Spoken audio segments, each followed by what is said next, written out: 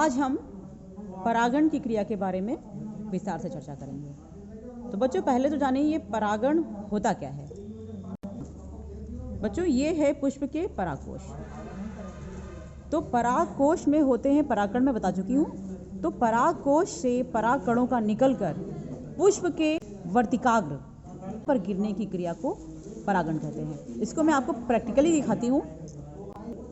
तो बच्चों हमने जाना कि पुष्प के परागकोश से परागकण निकलकर जब पुष्प के वर्तिकाग्र पर गिरते हैं तो ये क्रिया कहलाती है परागण। और परागण की क्रिया होती है बच्चों दो प्रकार की, एक होता है स्वपरागण और एक होता है परपरागण। स्वपरागण ध्यान समझिएगा।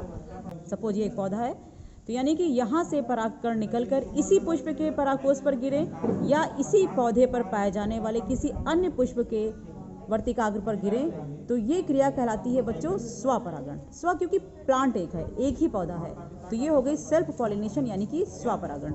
और जब यही प्रक्रिया बच्चों दो अलग अलग प्लांट्स के बीच में होती है, यानी कि पुष्प के परागकोश से परागकणों का निकलकर उसी जाति के, ध्यान दीजिएगा बच्चों, उसी जाति के किसी अन्य पौधे के पुष्प के वर्तिकाग्र पर गिरने की क्रिया को परपरागण बोलते हैं। तो स्वपरागण परपरागण में इतना अंतर है कि स्वपरागण में पुष्प या तो से वही होता है या तो उसी पौधे पर पाया जाने वाला कोई दूसरा पुष्प होता है, जबकि परपरागण में दो अलग अलग पौधे में पाए जाने वाले पुष्पों के बीच में परागण की क्रिया संपन्न होती है। तो ये होती है परागण।